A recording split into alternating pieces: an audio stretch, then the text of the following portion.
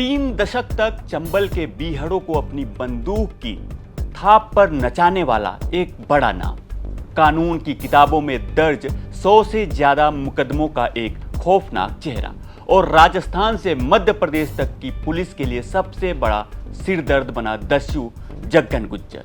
जग्गन गुज्जर अब इतिहास हो चुका है, तो आखिर पूरी कहानी क्या है और चंबल के इस दस्यु सम्राट का अंत कैसे हुआ, हम आपको आगे बताएंगे।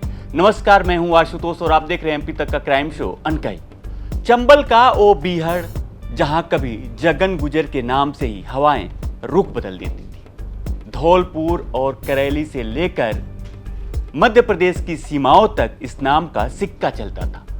मर्डर, किडनैपिंग, रंगदारी और आर्म्स एक्ट जैसी कई धाराओं में जग्गन गुज्जर पर केस दर्ज थे। करीब 32 साल पहले 1994 में जिस कहानी की शुरुआत बंदूक के दम पर हुई थी, उसका क्लाइमेक्स किसी पुलिस एनकाउंटर में नहीं, बल्कि सूबे की सबसे महफूज माने जाने वाली अजमेर हाई सिक्योरिटी जेल में हुआ। अब आपको बताते हैं जग्गन गुज्जर के बारे में। पुलिस रिकॉर्ड के अनुसार जग्गन गुज्जर ने वर्ष 1994 में अपराध की दुनिया में कदम रखा। शुरुआती दौर में उस पर लूट, रंगदारी और अवैध हथियार रखने जैसे मामले दर्ज हुए। उस समय चंबल का इलाका दस्यु गतिविधियों के लिए पहले से कुख्यात था। कई पुराने गिरोह खत्म हो चुके थे, लेकिन जग्गन गुज्जर ने अपने समूह के साथ फिर बीहड़ों में दबदबा बनाने की कोशिश की। पुलिस के अनुसार इसी दौरान उसके खिलाफ गंभीर धाराओं में मुकदमे दर्ज होने लगे। हालांकि अपराध की दुनिया में कदम रखने के कई साल बाद वर्ष 2001 में पहली बार पुलिस उसे गिरफ्तार करने में सफल हुई, लेकिन यह गिरफ्तारी उसके लिए आखिरी साबित नहीं हुई। वह कई बार जेल गया और कई मामलों में जमानत पर बाहर भी आया। हर बार बाहर आने के बाद वह फिर अपराध से जुड़ता चला गया। इसी वजह से उसके खिलाफ मामलों की संख्या लगातार बढ़ती गई। समय के साथ उसका नाम राजस्थान पुलिस, एमपी पुलिस की मोस्ट वांटेड सूची में शामिल रहा। जग्गन गुज्जर पहली बार पूरे प्रदेश में तब सुर्खियों में आया जब साल 2008 में तत्कालीन मुख्यमंत्री वसुंधरा राजे सिंधिया के धौलपुर स्थित आवास को विस्फोटक से उड़ाने की कथित धमकी दी। इस घटना के बाद सुरक्षा एजेंसियां अलर्ट हो गई थी और जग्गन गुज्जर को पकड़ना पुलिस की प्राथमिकता बन गई थी। पुलिस दबाव के बीच वर्ष 2009 में जग्गन गुज्जर ने तत्कालीन कांग्रेस नेता सचिन पायलट की मौजूदगी में आत्मसमर्पण किया। जून 2019 में जग्गन गुज्जर एक बार फिर मीडिया की सुर्खियों में आया। पुलिस के अनुसार उस पर 2 महिलाओं के साथ मारपीट और उनके कपड़े फाड़ने का आरोप लगा। इस मामले में उसे पकड़ने के लिए करीब 500 पुलिसकर्मियों की एक बड़ी टीम लगाई गई। कई दिनों तक अभियान चलाया गया, जिसके बाद पुलिस ने उसे गिरफ्तार किया। उस समय यह ऑपरेशन भी काफी चर्चित था, क्योंकि पुलिस को आशंका थी कि जग्गन गुज्जर हथियारबंद साथियों के साथ बीहड़ों में छिपा हुआ है। फरवरी 2022 में पुलिस ने उसे एक अन्य मामले में गिरफ्तार किया। फिलहाल जग्गन गुज्जर अजमेर की हाई सिक्योरिटी जेल में बंद था। बताया जा रहा है कि जग्गन अपने साथी कैदी विष्णु के साथ बड़े आराम से लूडो खेल रहा था, वहीं उसकी कब्रगाह बन गई। दोपहर के समय जब संतरी चाय देने पहुंचा तो जग्गन की लाश वहां पड़ी हुई थी। शुरुआती जांच कहती है कि गमछे से गला घोंटकर उसकी हत्या की गई। न कोई संघर्ष के निशान, न कोई शोर, सिर्फ एक खामोश अंत। जी यस सर।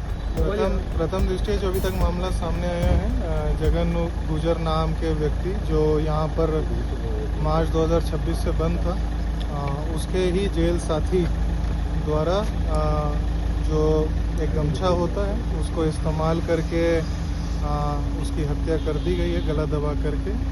और बाकी सभी तकनीकी रूप से और FSL MOB टीम विजिट कर चुकी है मौके पे, और इस पे आगे की जो विधिक कार्रवाई है वो विधिक कार्रवाई की जाएगी और अकॉर्डिंगली जो भी इसमें अपराधी हैं उनको अरेस्ट किया जाएगा। क्या किसी ने सुपारी दी थी या उसका कोई अपना खुद का कोई रंजिश थी आपसे? अभी तक ऐसी कोई भी बात सामने नहीं आई है, और बिल्कुल ये जेल के अंदर जो छोटे मोटे झगड़े होते हैं, बस इसी बात को लेकर के ये जो है घटनाक्रम पूरा हुआ। सर, हाई सिक्योरिटी जेल के अंदर गैंगवार, क्या कहते हैं आप? गैंगवार जैसी बात अभी कुछ भी सामने नहीं है, और जैसा कि मैंने बताया कि जो छोटे मोटे झगड़े हैं, व्यक्तित्व पर्सनली जो एक 1-to-1 वाला है कोई ऐसा गैंग वॉर का मामला इसमें नहीं क्या है। दोनों एक ही सेल में थे? दोनों एक ही सेल में थे और केवल यही दोनों का अभी तक उस सेल में होना सामने आया। इसके अलावा कोई थर्ड पर्सन का होना अभी तक नहीं आया। पुलिस रिकॉर्ड के मुताबिक जगन गुज्जर की 3 पत्नियां थी। इनमें से एक पत्नी कथित रूप से उसके आपराधिक नेटवर्क में भी सक्रिय रही थी और मध्य प्रदेश में एक पुलिस मुठभेड़ के दौरान घायल हुई थी। बरसों तक चंबल के बीहड़ों में सक्रिय रहने के दौरान जगन ने अपना प्रभाव राजस्थान और मध्य प्रदेश के सीमावर्ती इलाकों में बढ़ा लिया था। फिलहाल जगन गुज्जर की हत्या के बाद उसके बेटे ने अब प्रशासन पर ही सवाल खड़े कर दिए हैं। जगन का परिवार पुलिस की मौत वाली थ्योरी को मानने के लिए तैयार नहीं है। जगन के बेटे के मुताबिक इस पूरे मामले की जांच अब सीबीआई से कराई जाए। परिवार का आरोप है कि इस हाई सिक्योरिटी जेल में कोई गहरी साजिश जगन के खिलाफ रची गई थी। तो यह है कि मेरे चाचा जी के बयान पे ये केस की कार्रवाई होगी और उनका जेल इस हाई सिक्योरिटी जेल से धौलपुर ट्रांसफर किया जाए कड़ी सुरक्षा के बीच। ये नहीं होगा 5 किलोमीटर ले जाके मान के ये भी भाग रहा था, इसको भी ठोक दिया उन्हें या गाड़ी पलट गई। तो क्या कोई साजिश लग रही है कि सत्याकांड? ये साजिश ही तो है, मतलब इतनी बड़ी जेल में हत्या हो रही है तो साजिश से बड़ा और क्या होगा। आपके पिताजी के नाम से अभी अखबार में आएगा कि कैमरे खराब थे। इतनी बड़ी जेल भारत की 1st नंबर हाई सिक्योरिटी है, इसके कैमरे खराब हो गए थे। बताओ, मेरी मांग तो यह है, मेरी तो परिवार को सुरक्षा चाहिए। सीबीआई जांच हो, मेरे चाचा जी का यहाँ से ट्रांसफर हो और उनके बयान पे ये केस मतलब चालू हुआ। और जो बाड़ी ऐसे जो है उन्होंने फर्जी का मुकदमा लगाया आरएमसेट का, उस पर भी कार्रवाई। जगन गुज्जर की हत्या के बाद जांच एजेंसियों के सामने कई महत्वपूर्ण सवाल हैं। सबसे बड़ा सवाल यह है कि जब दोनों कैदी सुबह तक सामान्य व्यवहार कर रहे थे तो कुछ घंटों में ऐसा क्या हुआ कि मामला हत्या तक पहुंच गया। दूसरा सवाल यह है कि हाई सिक्योरिटी जेल की निगरानी व्यवस्था के बीच यह घटना कैसे हो गई। पुलिस अब सीसीटीवी फुटेज, फोरेंसिक रिपोर्ट और आरोपी विष्णु से पूछताछ कर रही है।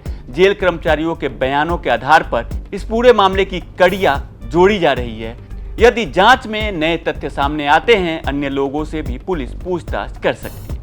फिलहाल करीब 32 वर्षों तक अपराध की दुनिया में सक्रिय रहे जगन गुज्जर की कहानी आखिरकार जेल की 4 दीवारी के भीतर खत्म हो गई, लेकिन उसकी मौत ने कई नए सवाल खड़े कर दिए और इन सभी सवालों के जवाब जांच रिपोर्ट के बाद मिलेगा। ये खबर हमें भेजी है हमारे सहयोगी उमेश मिश्रा ने। आज की अनकही आपको कैसी लगी कमेंट में हमें जरूर बताएं और मध्य प्रदेश से जुड़ी तमाम बड़ी खबरें देखने के लिए देखते रहें MP तक।